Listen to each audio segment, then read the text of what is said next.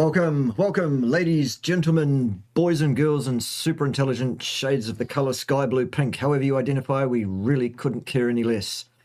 My very, very special guest is Nurse Rebekah Bavry, who is obviously a nurse. She's also a US Army wife, an expert in ketogenic nutrition and a bunch of other stuff as well. So we thought we'd just have a bit of a chit chat, see what's going on, get caught up with one another because we haven't spoken for a bit.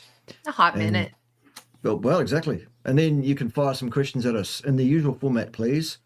Large capital Q, colon, then write your question out in full. Don't use TLAs, they're a PITAFFS, and suffix the whole thing with a question mark. That way, His Royal Highness, His Majesty, Lord Edward Yellow, King of the Bears, will be able to find those questions much more easily and put them up on the screen for your enjoyment, perhaps.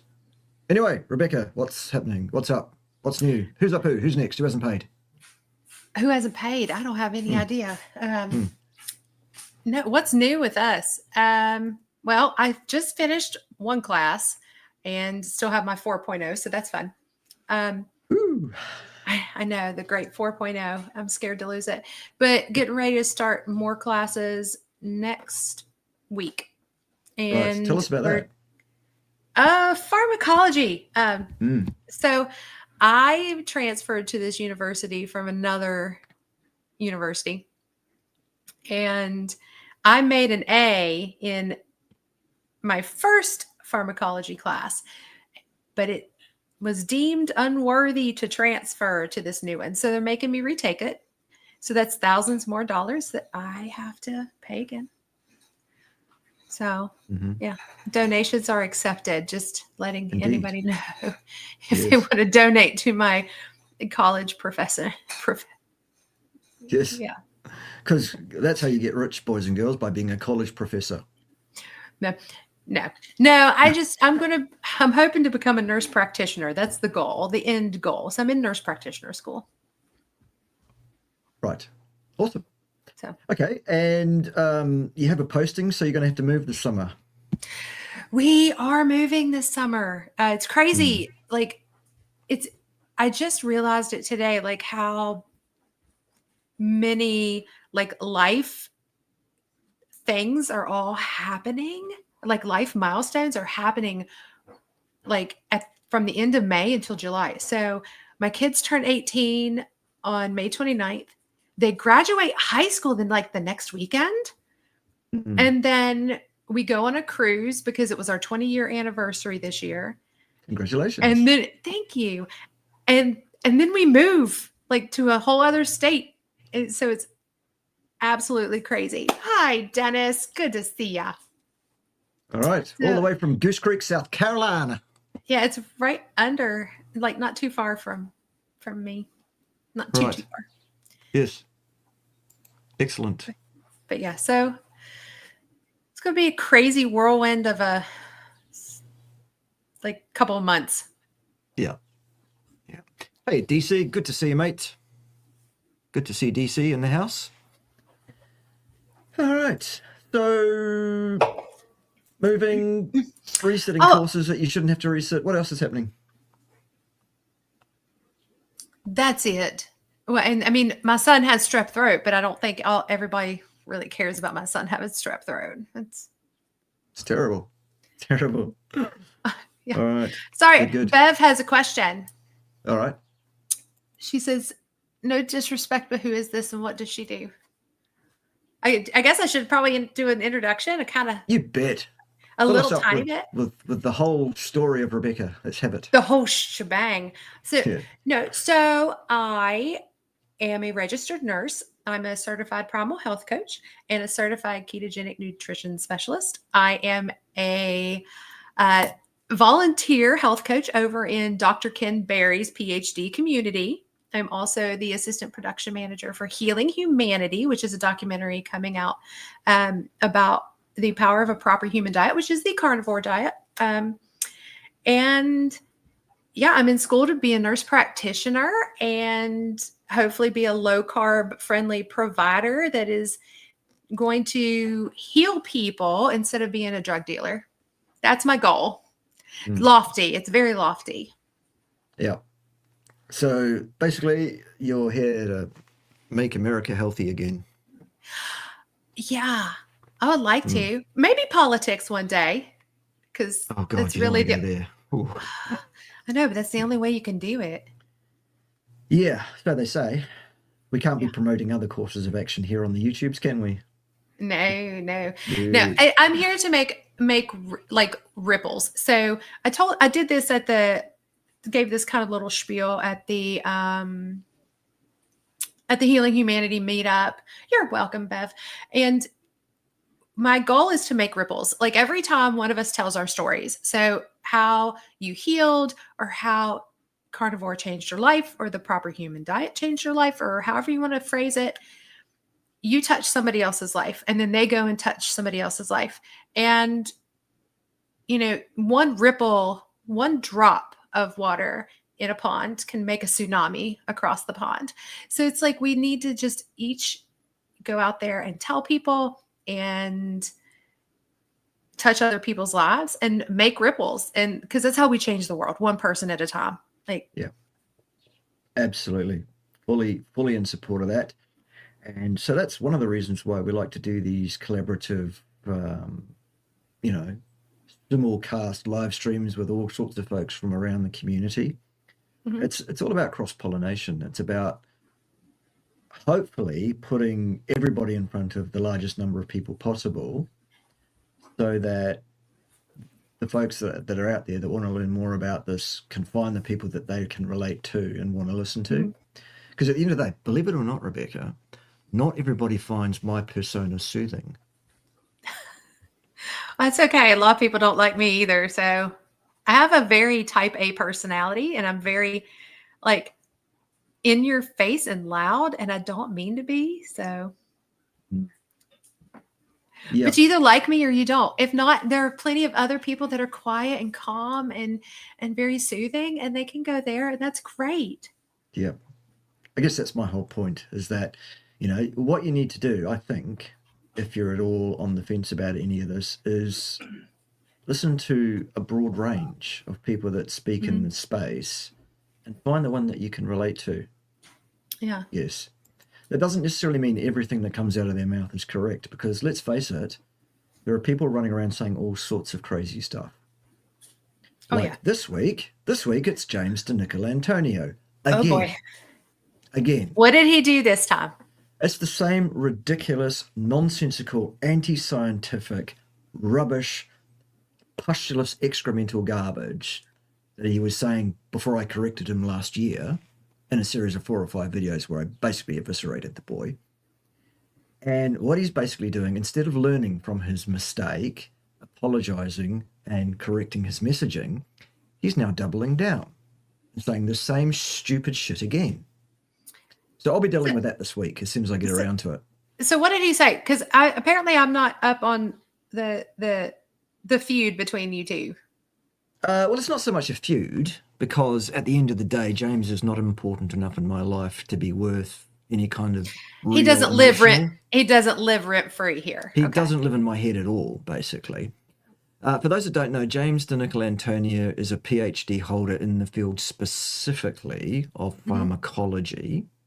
Not nutrition, by the way. Pharmacology. He's pharmacology. Why did I think he was nutrition? Because he's touting himself as an expert in nutrition, when in fact he's a pharmacy PhD holder, pharmacology. Hey, listen. I've been through pharm once, and I got to do it again. Props to anybody who gets a PhD in that shit. So, yes. Okay. Well done for James in getting a PhD in something. It's not nutrition, so he shouldn't be talking about nutrition. That's not his field. Okay. Secondly, he has hundreds and hundreds and hundreds of peer-reviewed publications in his name. He has a very significant academic publication record. So props for that, James. Great stuff. Unfortunately, however, what James does not have is any control over his ego. He thinks he knows everything. He thinks he knows everything. And he's come to this conclusion based on a completely inept view of science, suggesting that if you eat nothing but meat and fat, that will cause low-grade acidosis, which is false, James. It will not. It cannot. That's a physical impossibility. And that this low-grade acidosis, which doesn't exist, James, still, will then cause leaching of calcium from your bones, thus causing osteoporosis and you crumbling over decades into a pile, which is absolute rubbish. Wait, is this go. the video that JT or Carnivore JT just eviscerated? Yes. Oh, that was him? So did Richard Smith from Wales. He had a go at it as well. And I'll be doing a Bart K version of it this week as well. Yeah. I can't now, wait. What James is doing, by the way, anytime anyone comes on any of the social media platforms and points out that he's actually, despite his publication record, etc., that he's actually a charlatan, an imbecile, and an ego problem boy, he just blocks them. So he's one of those. Yeah. I'm sorry.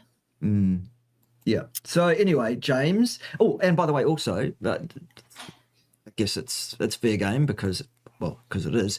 James also sent me an email message last week, which seemed to be somewhat conciliatory after last year's exchanges, sort of suggesting that he, had some second thoughts about how our exchanges went last year and that he regretted those and et cetera, and perhaps he and I would like to have a chat and, bury the hatchet and talk about the issues.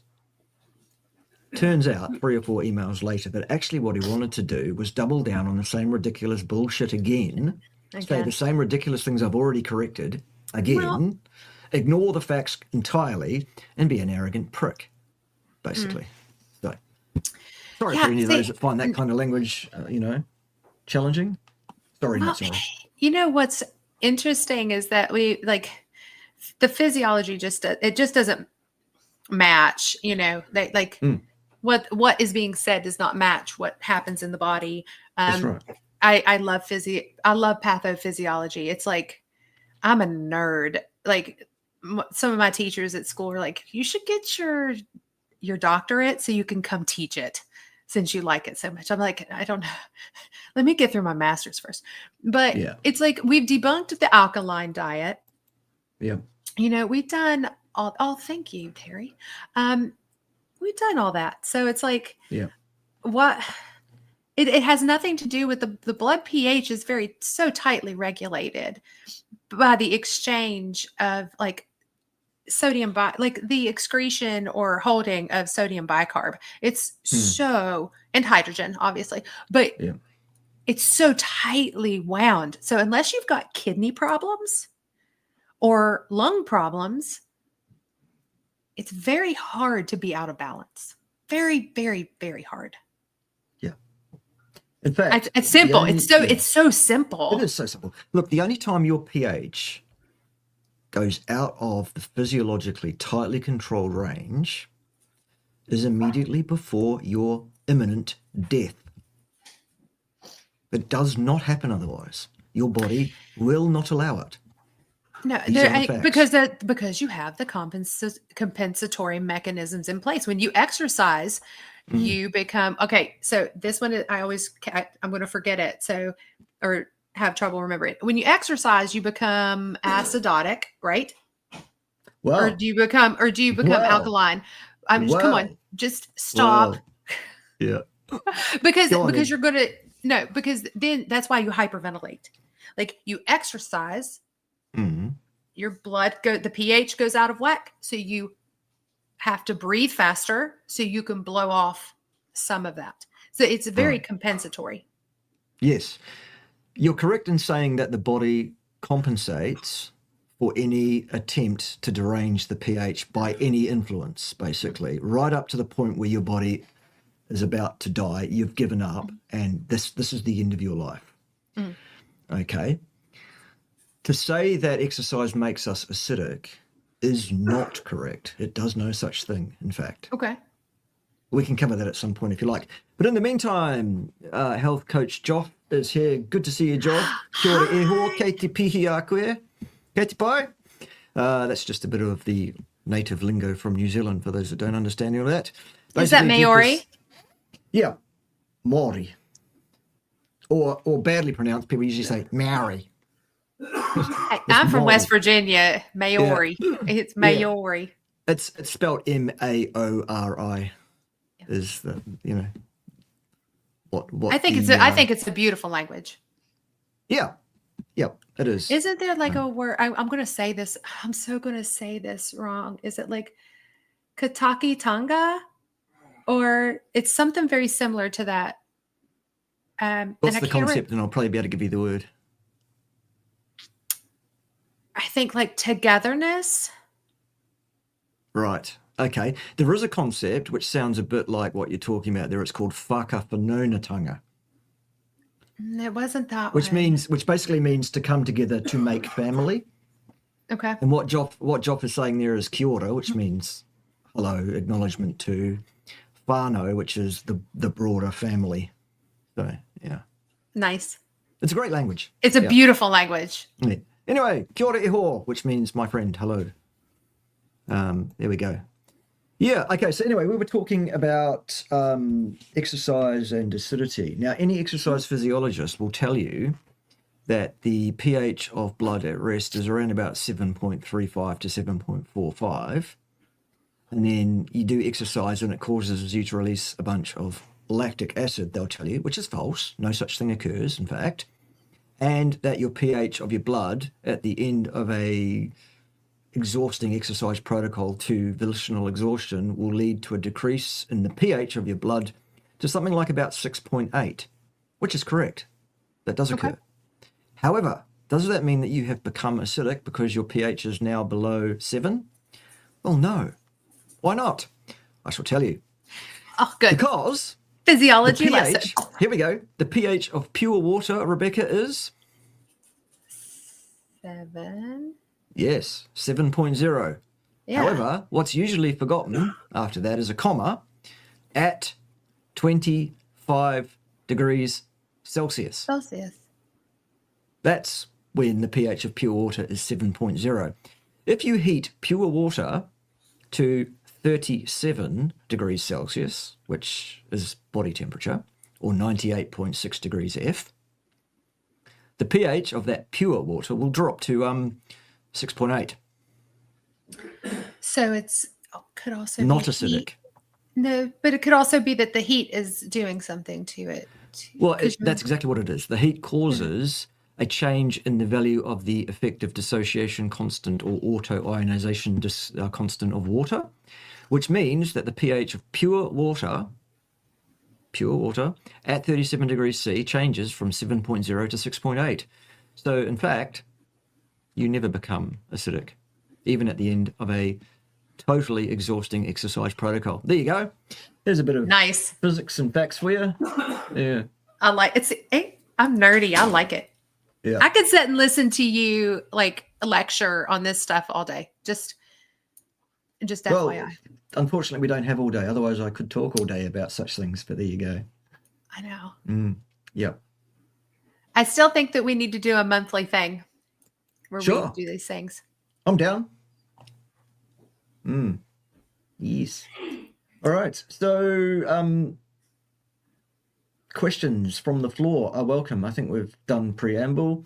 While people are thinking of their questions and writing your questions up, do put a large capital Q in front of it, as I said before, and a colon, and then type it out in full, and then put a question mark on the end. While you're thinking of that, I think, Rebecca, you should go through all the places people can find you on social media, those that aren't already linked up, and get it sorted. Yeah. So at Rebekah Bavry, CPHC is my YouTube. If you just put in Rebekah Bavry into Google, there's no telling what you'll find. But I am the only one in the world. Oh, yeah. So, yeah. Wow. Well, my husband has a very unique name that's not a real name. Sort of. It is a real name. Okay. Ellis. It's an Ellis Island name. Okay. So it was just made up at Ellis Island. So there's two brothers that came over, and Bavry is one brother, and Bevry is the other brother. So that's how you know. Gotcha. Okay. All right. Yes. I've got a bit of that in my background as well. On my mother's side of the family, the surname is one that was made up. Okay. It was apparently the ancestor that came out to New Zealand was an Irish bloke with a certain surname, which was a well-known Irish surname. Like Campbell? And I'm not saying what the surname was because that would be doxing myself, but well, there was. I'm related to Clan Campbell, just letting There you you know. go. There you go. Anyway, so this Irish bloke comes out to New Zealand, but it turns out he was kind of a deserter or something and was trying to like hide from the authorities and didn't want to be found and that. So what he did apparently was put Mick in front of the Irish surname he had and pretended he was Scottish. That'll work. Anyway, that's for another day. Some pretty interesting things. No, acid is not a myth. Acid exists. It's a real thing. What I'm saying is human beings, the blood of human beings does not become acidic, even at the end of an exhausting exercise protocol leading to volitional exhaustion, where everyone says, oh, you're full of lactic acid, which is false. It is not correct. But acid is a real thing. Yeah. I love the lactic acid buildup thing. Yeah, it's nonsense. Never happens. What happens is lactate, not lactic acid, builds up, and lactate directly influences the pH by virtue of its effect on the strong ionic difference in the fluid pool, thus causing a change in the effective dissociation constant of the water. So there it is. If fruit and sugar has been around for many thousands of years, and people in those climates consumed it almost all year round, as it's available, would we be able to detect from their bones with tests? Yes, we could detect it. We could use stable isotope nitrogen 1314 testing to determine exactly what the makeup of any given human being's diet was from the collagen in their long bones, which remains viable for hundreds of thousands of years. And in fact, that has been done. And it turns out that human beings all over the planet, including in equatorial zones, for the last 350,000 years, it seems, have eaten almost nothing but the meat and fat of animals, right up to about 11 or 12,000 years ago when the agrarian revolution occurred. So we haven't been eating a bunch of fruits, vegetables. No. Well, we have for about 11 or 12,000 years, starting with the cultivation of grasses like wheat and stuff. And then the selective breeding and cultivation of modern fruits and vegetables, many of which do not exist in nature without human intervention to make them exist. Like broccoli. Yep. Broccoli isn't even real. I mean, it's real, but it's a man-made creation. Yes. It's not even a great one. No, it's horrible. Anyone that eats broccoli, we can't be friends. What questions should we ask? I don't know, standing scone. What would you like to know? Anything at all. Ask us anything. We're an open book. If I know something, I'll tell you. That's right. Ooh, I like the next one though. All right, let's have it. Does a very high reverse T3 and low T3 mean hypothyroidism or Hashimoto's? Always feel the cold more than others. Well, number one, Hashimoto's is defined as having autoantibodies. So you'd have to actually look at your TPO and TG antibodies. Usually it's TPO that are high. TG in some cases, and that's Hashimoto's. That's the actual definition, is having the antibodies to it. As for hypothyroidism, it could mean hypothyroid if you have a high reverse T3 and a low T3. It could, but I'd want to see all your other numbers and I'd want to see all of your other symptoms before I would make recommendations on what to ask your physician for. Beautiful. Spot on. Here's another great question. Should carbohydrate intake fluctuate based on whether one lives in a warm climate or cold one? I mean, in my own opinion, I think that some people can get away with eating seasonally, with what's in season, if you're metabolically healthy, but not everybody can. And what is it? Like 88% of the population is metabolically jacked up. So only 12% are metabolically healthy. So which category are you more likely to fall into? Yeah. I think, Rebecca, that the key word here is that, well, the differentiation that we should make is the difference between should and could. Mm-hmm. Could you jump off a bridge? Yeah. 100 meters above the water? Yes, you could. Should you do that? No. Probably not. The same is true of carbohydrates. The exact requirement for the intake of exogenous carbohydrates in human beings is 0. not 1 single gram ever. None. You can take some in, and the individual tolerance is just that, individual. I suggest it usually falls somewhere between none and 50 grams per day for most people. Agreed. I think that there are certain athletes. I think that there are some athletes that can get away with more, some athletes. But we're talking about like the 1%ers. Yeah. And when you say get away with, that means at that time. Yes. Yeah, because later on there's a price to pay. There ain't no free rides here on this planet. No, 20. I was eating like crap at 20 and looked okay. Like, and life was good. No health problems. 20 years of eating that way will kick your butt. Yeah, exactly.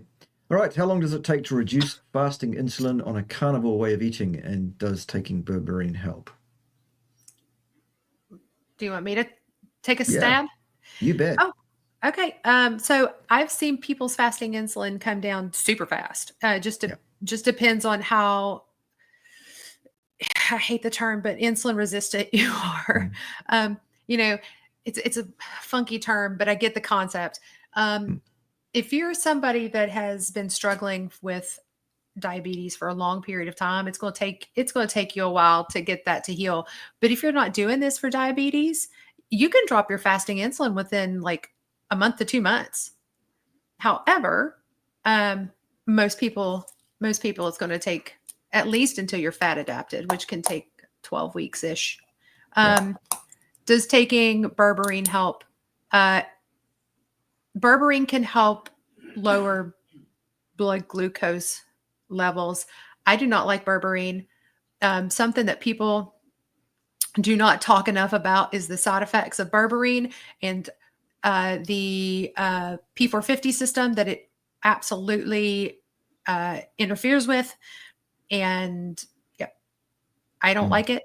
I don't think people should take it. I would rather somebody go take metformin, because metformin has less side effects than berberine. And that is from my medical herbalism book that I have. Cool. Yeah, no, I agree. I agree absolutely entirely in terms of, the intake of any of these kind of things.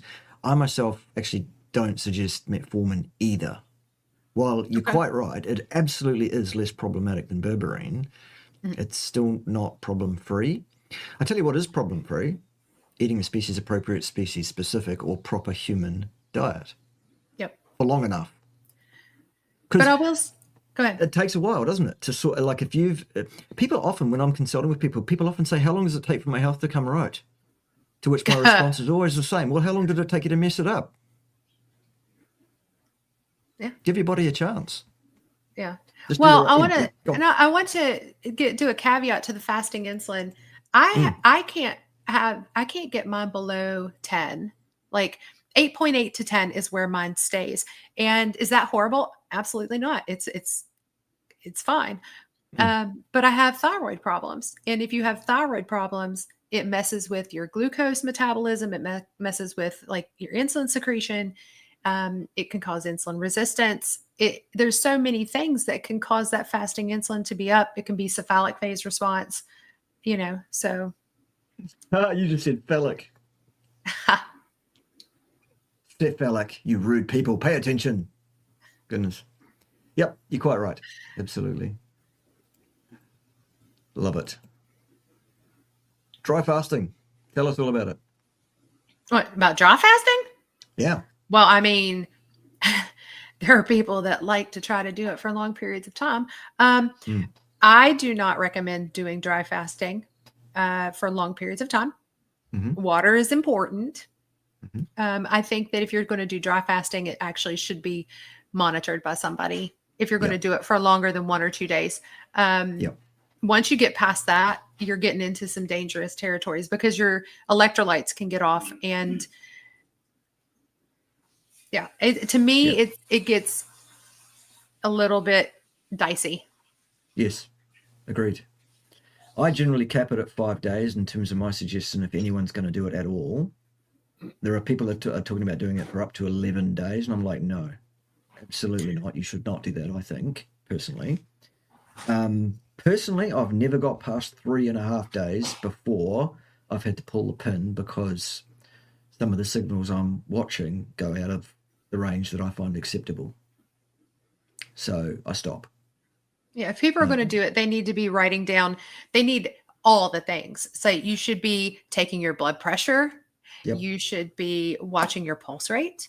You Yes. should, I mean, I wouldn't mind somebody having the little EKG finger thing to watch because once those electrolytes get off, what happens? You get Yep. cardiac arrhythmias. So it's like, Yep. it makes me nervous. Dry fasting makes me nervous. Well, I think that's entirely appropriate. And I think that this is not something that you should go at gung-ho. Mhm. Absolutely not. You should absolutely have someone who knows what they're doing, monitor you, count your fingers and toes regularly, and pay attention to what that person tells you as to whether it's time for you to stop now. Yep. So yes, agreed. Absolutely. Dry fasting is a useful tool if it's used correctly. Yes. But it's not something to just go at because you feel like it and, isn't, I can be the most extreme dry faster there is just to prove a point. No, you're putting your health at risk. Yep. Okay, are genetics important for deciding what kind of diet to follow? I'll let you do this one. No. What's next? We're all human beings. We're all built the same way. We have the same gene set. We have the same organ systems. Sure, there are individual differences in things like tolerances to abuse and, ability for us to maintain health despite doing the wrong thing and whatever else. But at the end of the day, it's called a proper human diet for a reason because we're all humans. Mm-hmm. Okay, good. Thoughts on coconut milk for cooking? If you can't tolerate dairy, I guess if you want to and you're hankering for something, but we don't use it. I don't either. Mm-mm. I use coconut oil sometimes. Sure. Coconut oil is great. It's tasty. Have you ever fried chicken in it? I have. Like coconut, yeah, like the unrefined, it still tastes like coconut, and you fry chicken in it. It's really good. Yeah. Roll it in some pork panko, fry it up. You got coconut chicken or shrimp. Do it with shrimp, and you've got coconut shrimp. It's tasty. Yep.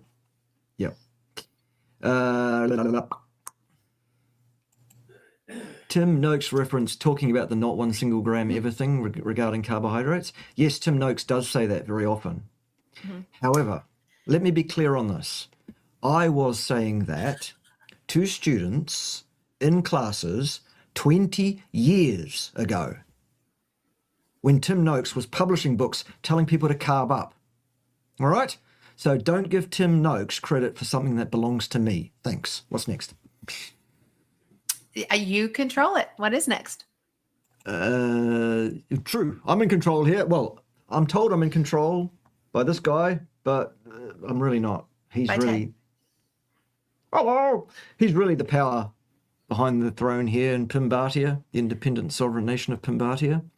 Mm-hmm. You're not the only one, Karen. It's not. I did too. It was horrific. We tried it. We were like, we're going to try it, Yep. All right. Here we go. How much grains-fed pigments can I eat per day if I also eat about 100 grams of herring, sardines, mackerels per day? I don't want to get too much omega-6. Oh, there's a lot of threads in that one question, isn't there? Oh. Well, I mean, I don't mind grain-fed animals. I think grain-fed animals actually taste better 99% of the time. Okay, good. But I mean, I don't know. There's not enough. I don't have enough information. You don't want to get too much omega-6s. I mean, is there really that much omega-6s in pigs?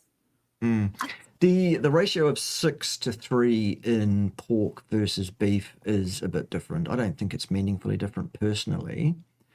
But also what people need to understand, as far as I'm concerned, is that it seems that omega-6s derived from animal sources do not present the problem that omega-6s derived from seed oils do. Interesting. I had not heard that. That is new.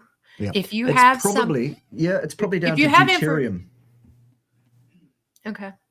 Yeah, the I gotta deuterium look status. I gotta look into more of this deuterium stuff. Like that Yeah. one's above me, and I just haven't had time to look into it. Yeah, it seems to be okay. What I would suggest, though, is if you are eating seafood, such as the kind that you're talking about there, please don't eat it out of a can, and certainly not canned in oil. Absolutely not. Please eat it fresh, caught that day, or at least caught and snap frozen, and eat it. Don't eat anything out of a can. That's Cans the are only lined way with we plastic. can get it here. Cans are lined with plastic. Not good. Also, oil in a can or in an omega-3 supplement, very, very likely to be rancid. Extremely likely to be rancid.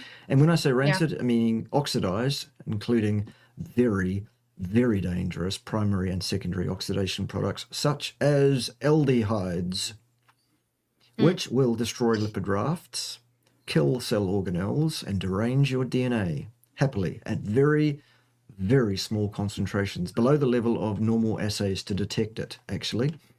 If you want to look at a couple of studies on that done with some decent kit, i.e. magnetic resonance spectroscopy, you could have a look at a study or two done by a very, very clever young scientist, or former scientist, name of Pim Jansson, Jansson. She's very, very smart and a bit Swedish and a bit gobby. And you'll also see her live on my channel every Sunday morning our time, Saturday afternoon yours. Anyway, the study is called Aldehydes Identified in Commercially Available Omega-3 Supplements.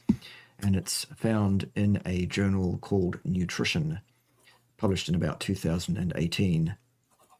So Pim and some other bloke she was working with on that study for some reason, God knows why, did a study and spell Pim's last name for me again, because I know that Jansson, as in I a remember if it was Swedish two N's or two S's. Yeah. Well, see, that's go to that. Yeah, I'll have to look that one up because actually I'm really interested in that. No, you were talking about her last name. Yes. My husband's last name, like, it's from Norway, and that's why, because it would have been like Rasmussen or something, like the son of Rasmus or Rasmus' daughter, So that's just off the wall. Yes. So, Yes. Here's one of those questions that is posed as a question, but does it actually ask a question about a specific thing that we could answer? So therapeutic ketogenic. So there's a very wide range of therapeutic ketogenic diets. The one that you're probably talking about is the one that was created for epilepsy, or that was used for epilepsy. And it was 90-10. So 90% fat, 10% protein. It was meant for little children. It is it is sustainable, but it's also not sustainable. Because the protein you do need more protein than that, but it did keep kids from having intractable seizures. But the carnivore stance is on protein. I think I fall into the category where I think that women should have about 100 grams of protein. I don't think that anybody really needs, men more obviously, but women don't need much more or much less than that. But it also depends on if you're a bodybuilder. And if you're eating to bulk up, if you're trying to bulk up and build a lot of muscles, you could double your protein. It's not going to hurt you, but is it necessary? I just don't know if it's actually necessary. I think that our threshold is a lot lower than what we think. Yeah. I tend to suggest around about 2 grams of protein per day per kilo of non-fat mass. Plus or minus about 10 to 20% either way of that. Fine. Yeah. And I actually suggest that whether a person is a bodybuilder or not. Okay. But that's just me. Doesn't have to be anybody else's opinion, with the caveat that anyone that disagrees with me on my channel is guilty of hate speech. And they're a bigot. Oh boy. I'm kidding, a little bit. Just a tiny bit. Yeah, right. Why is everyone getting kidney problems on carnivore? They're not. And low folate, they're not. They're not. That's not what's happening. Who told you that, Natalie? Where did you get that disinformation from? It's not correct. What's next? Yeah. Oh, that's right. I'm in charge. I know what's next. Not me. Yeah, no, that's not happening, Natalie. Rubbish. Absolute nonsense. You get folate. Also, like eggs are full. Eggs are a great source of folate. Yeah. Also, Natalie, don't repeat your questions. We'll get to them, or we won't. You just post it once, especially if it's ridiculous disinformation like that. Dave just did a barrage of tests recently. Incurable cancer, they said to him. He was stage 4, by the way, more than once. He was diagnosed, in remission, back into stage 4 again, back out again. You know, Dave's story is incredible. And they've found zero trace of cancer. So there's no evidence of disease. NED. Ned. You're Ned. You're a Ned. Well done, Ned. DC. Love it. I love it. Thank you for sharing. Yeah. Type out the 7 habits. I want to see them in the comments. That's right. DC. Okay, DC, there's your challenge for the next few minutes. Type out the 7 habits. Because somebody can absolutely benefit from that. Yes. You bet. I mean, like, DC has an incredible story. I'll have to go look him up. I don't know it. So. He was so close to death. It's amazing. And frankly, he was so close to death, not because of the cancer. It was because of what they were doing to try and treat the cancer. It was the chemo that just about killed him. I can believe that. Anyway, that's for another day. What do you think of the I or L root area, that is, yogurt that Dr. Davis talks about? It's fermented dairy that you can make yourself. I've made it. What do you think of fermented dairy? You have? Do you like it? I have. Is it good? No, it tastes horrific. Okay. But it's so. Do you guys like Romano cheese or Asiago cheese? Because if you don't like the smell of those, then you will not like the El Ruteri. It's very stench worthy. I cannot do any yogurt. I cannot do dairy. Now, I've considered possibly trying to do it with the coconut milk, but I cannot do like liquid dairy. It tears, like the yogurt. It's only yogurt. It tears my stomach up. And it's just like a low level. I'll eat it. And then 2 hours later, I have this low level ick that lasts for 24 hours. I'm like, I can't do this. Yeah. I just can't. That's a clear statement from your body to tell you that you ought not be doing that. I shouldn't be eating it. Yeah. Yeah. Others will respond differently a little bit. That's one of those things that does vary. One of the things that varies most between people of different creeds, backgrounds, etc., in terms of nutrition is whether or not they do okay on dairy, whether it's fermented or not. And by the way, this whole thing, we need probiotics. Everything you put in your mouth and swallow is a probiotic. Everything. It all comes with the flora. Yeah. For goodness sake. I do wish that there was a way to replenish the L. Reuteri because if you've ever had a course of antibiotics, which like 99.9% of the population has, then you wipe it out and it's gone. Like we just don't consume it. Yeah, absolutely. Okay, this is one of those questions that doesn't really need an answer. It's pretty clear from the question itself. Yeah. That's rubbish. That's a horrific, that's a terrible diet. Stay the hell away from that. Beans are bad. If you don't cook them, they would kill you. Yeah, exactly. And here's another question along similar lines. No, that will not suffice. No, it will not do. You need some ruminant meat in there too. Not that tuna and mayonnaise is bad, but depends on how the mayonnaise is made. Touche. Touchy. Yep. Touchy, touche. Right. Please smash this one. Title: Have we been lied to about meat? By channel Viva Longevity. Viva Longevity is a channel run by a vegan imbecile, an arrogant ill-educated vegan imbecile by the name of Chris McCaskill, who's recently had a stroke, by the way. Oh, It's interesting I'm that people so are banging on about poor old Mitch having a stroke, and it must have been that diet that he's been on for less than 2 years that caused the stroke, when in fact, Mitch's stroke was caused by a previous surgery that he'd had in his brain, it seems. Nothing to do with his diet. And even if it was to do with his diet, it was to do with the diet that he's consumed over the last 30, 40, 50 years, not the last couple, by the way. Anyway, all the vegans going, oh, look, carnivore has a stroke. Well, hello, Chris, vegan having a stroke. Oopsie. I think we need to stop like throwing darts at people, because seriously, we're all going to die of something. Yep. And you know what? Most likely it's going to be one of the top 5.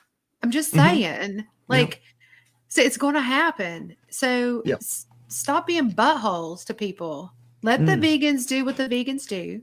I've been Let the keeping meat a butthole eaters. to vegans, though. Well, you can. I'm not allowed. I'm not going to be. Yeah, I would rather somebody go vegan than continue to eat trash, because at least they're willing to change their change their behaviors. Doesn't mean it's the right behavior, but at least they're willing to make a radical change. Because then we can start pulling them over to the carnivore side. Yeah. Coaxing them. Natalie's not done yet. Okay. My folate levels are extremely low. According to whom, on the basis of what? I want to have a baby. Okay. Okay. I increased liver. Don't do that, please. Bad idea. In fact, but still it is not enough folate. Again, on the basis of what? According to whom? Okay. Are you sure our ancestors didn't eat some fruits and berries and other plants? I didn't say they didn't. I mean, some at any did. stage ever. So here's my thing: is that have you checked your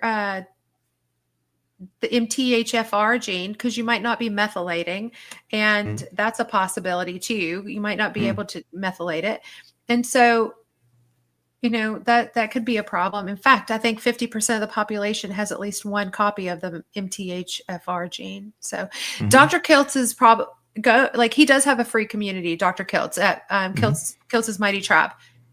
I'm in there too. You're everywhere, Rebecca. Oh my gosh, did you see that I'm now in the Apex Collective? Nice. Yeah, with Rob. So it's like cool. Yeah. But I love Rob. Rob is a great bloke. He's awesome. Fantastic. He is. It seems like he's bitten off a lot though lately. Yeah. Now, Rob and I will both be presenting on a one-day conference to be held in Melbourne, Australia. Rob's going to be there too? He is, as far as I'm aware, on the 26th of April, 2025. Melbourne, Australia. It's called the Carnivore Collective Live. I want to see. Be there. I can't go. Sorry. Yeah. I'm in class. And I'm poor. I'm taking donations. Good.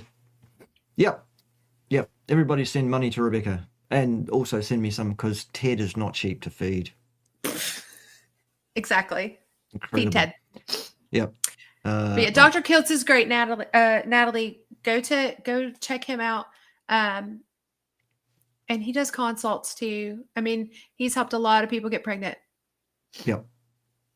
Right. So, Dennis, assuming that you are of European descent, as in not African or Asian, assuming that you are not a heavily muscle building athlete. He's very tall. Okay, I think he's 6. He's like 6. He's 6'3"ish. Cool. Awesome. I think right, he's a very, very tall dude. A DEXA scan.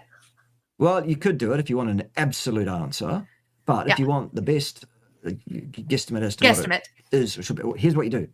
Take your height in meters, not feet and inches, not centimeters, your height in meters.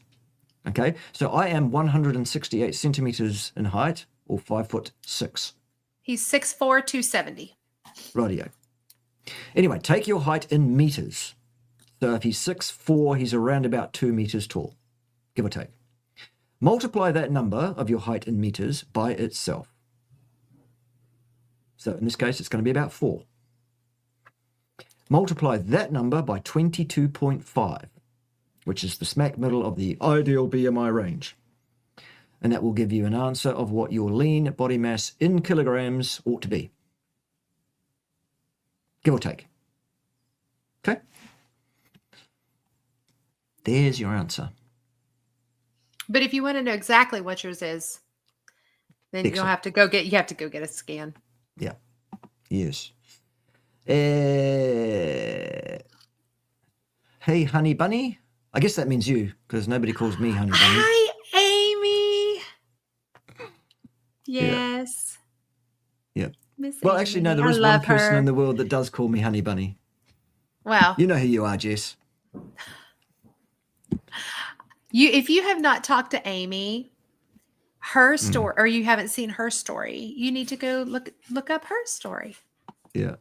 She is a geneticist dream or nightmare, depending on how you want to look at it. Yeah. And she's fantastic. Awesome. Good. Yes, Joff, that's exactly what I'm talking about. Yeah. Mm-hmm. Yeah. In terms of the pH thing. Yep. Yep. Exactly. Cool. Yep. Right. Is duck fat good on a carnivore diet? Yeah, it's great. Absolutely. Yeah. Duck eggs are also great. I don't like duck eggs. I'm a weirdo. Do you not? I don't like the texture. Mm-mm. Okay. Fair enough. No, quail eggs, if I didn't have to crack 12 of them to get a meal. Yeah. We've got quail that run around on our lawn just about every morning. Big family of them, big group of them. That's I awesome. don't know what that means in quail language, but it probably means we're here. We're quail. Or something, I don't know. Oh, Drew. We're not here to talk about politics. And frankly, anyone with that kind of attitude towards politics, the party. I didn't see it. Good. Not worth seeing. I'm politicked out for a while. Yeah. That's one of the possibilities. Maybe you left it too late. The other thing that might be interfering with somebody's fertility is the thing that we can't talk about. Well, that too. Well, I will say this too. I'm a huge, I've been reading Dr. Stephanie Seneff's book, Toxic Legacy. And I really think that glyphosate is a huge culprit in so many problems today. Yeah. Okay, let's correct this one just because it's pathological for me and I can't leave it alone and I absolutely have to correct it every single time I see it. Can't help myself. Let me tell you some facts about calories. It is a physical impossibility to consume any calories ever. You can't do it, let alone before or after 4 p.m. Calories are nothing to do with metabolism whatsoever. Wrong word. Get it out of your lexicon. Get rid of it. Calories are units of heat energy and nothing else. That's what they are by definition, by measurement, and by any other way you want to look at them. They're made manifest as photons, which are excitations of the electromagnetic field. Now, Rebekah, just remind us what the exact rest mass of the electromagnetic field is. I don't know. Oh, there you go, zero. I'm like, so no amount of adding or removing photons from your system will change your mass in any way, shape, or form. Yeah. And digestion. So protein is the slowest digestion. It takes longer and it can be up to like 2 to 3 days for you to finish digesting. So you would have to fast for 2 to 3 days and still be cycling out from your intestines to actually have everything out. Yeah. So like it is continuously a very slow process that just kind of like trickles down. So people are like, oh, I ate and then 24 hours I pooped it out. No, that was 3 days ago. That was your 3 days ago food. Yeah. Okay. So to make your question make any sense whatsoever, what you need to do is remove the word calories and substitute the word food in it. Then it makes perfect sense. Is there any benefit to eating the majority of your food before 4 p.m. so that the stomach has time to digest it before going to bed? No, there's no benefit in that. There you go. Because it's going to be digesting at all times. It doesn't just stop digesting. It just, the level of motility changes depending on whether you're in rest and digest or whether you're in fight or flight. Yeah. Do you know anything about lion's mane? It's a shroom. Yeah. There's a fungus among us. A fungus among us, yes. Not a huge fungus fan. No, neither. But the idea is that lion's mane is supposedly associated It's a with nootropic. And it's supposedly involved in forming new connections in the brain. My husband tried it, and he was like, I don't see any difference. Yeah. I mean, if you like the coffee, the lion's mane coffee, and you want to drink it, whatever. But I didn't. Cool. I know. Is he still acting up, or have they actually promoted him? So the way that it works is that he made the Sergeant Major list. So he goes to the Sergeant Major Academy, and then they will promote him supposedly this summer. But the Army likes to be like, okay, we're going to put you in a Sergeant Major position as an EA. But we're going to pay you as a Master Sergeant anyway. Yes. Right. So we don't know. We don't know when that's going to happen. Yay. Yay. Yes. Apparently someone that can speak quail says I just quailed a cuss word. I love you, Amy. Yeah. Well, who knew? I mean, most of my cuss words are English. So I know. Anyone that wants to hear more cuss words from me, if you look at a video on my channel, which was made about 3 years ago by my good friend, Dr. Ryan Attar, ND, type 1 diabetic, carnivore, who keeps his A1C around about 4.6, his time in range at 100%, and his average blood glucose in the 80s, by the way. He made a video of where he just cut together a whole bunch of me swearing at people for several minutes. And it was in recognition of my 50th, which was 3 years ago, yesterday. Oh my gosh, that's funny. It is funny. It's hilarious. I laugh every time I watch it. Yeah. It would burn my ears, probably. Perhaps, because there are one or two very, very short words. And some of those words refer to next Tuesday, if you know what I mean. See you next Tuesday. Oh, yes. Yes. That word. The C word, not calories, the other C word. Yeah. Yep. Right. Is the polyunsaturated nature of poultry fat unhealthy? No. No. Seems not. You wouldn't base your diet on it. Your diet should be based on ruminant meats. Yeah. I wouldn't eat just chicken. Yep. We're just about out of time, by the way, because I've got an appointment that I have to get to straight after this. So we will close off with this question. Sorry for those we didn't get to, but I do need to deal with this one. Well, there's also a $5 super chat. Somebody sent did I miss one? To... Oh, better bring that up. Thank you, Niall. Appreciate it very much. What are your thoughts on fat-only fast for the purpose of fat loss? Also, thoughts on natural sleep aids other than a shot of vodka. Okay. I'm okay with fat fasts. I'm okay with fat fast for fat loss. I think that they help regulate hormones very well. And that can, I think they're fine. And yeah, that's me. Natural sleep aids. Yeah. We take passion flower and it helps us a lot. Cool. Awesome. Yep. I don't disagree. I'm not a big fan of alcohol. No, I am, unfortunately. It's one of my failings. Anyway, that's why I abstain. Yes. My last drink was, not that many days ago, because I just turned 53. Oh, wow. That was an excuse to enable myself to poison myself. Don't do that. Silly. Right, let's deal with this. Seventh-day Adventist studies. Okay. Propaganda, disinformation. Yeah. The vegans had higher life expectancy than the veggies. No, they didn't, actually. And higher than the meat eaters. No. If you look at the raw data of the Seventh-day Adventist Health Study number 2, where they had 4 quartiles of meat consumption and a 5th quartile called the zeroth, the vegans within their group, look at the raw data for the incidence of heart disease, cancer, dementia, all-cause mortality, all of it, the highest rate of all those diseases and mortality from all causes was in the vegan group. They used adjustment of their data to 180 degrees asked about face. They lied. Isn't that Kellogg? And all them? Kellogg was a Seventh-day Adventist, I believe, but he's not involved in that particular study. No, but I have a problem with anybody that tells me to eat vegan that also sexually mutilated little girls and little boys. Yep. Sorry. Like you completely invalidated yourself. Yeah. And they were putting carbolic acid on little girls' twats. So that they wouldn't have sexual feelings. So, you know what? Seventh-day Adventist? No. Okay. All right. That's good. I just pissed off a bunch of people. Oh, well, shit happens.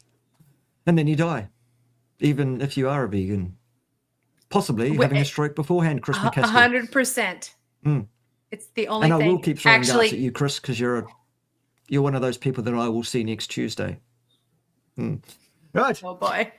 Okay. This has been fun.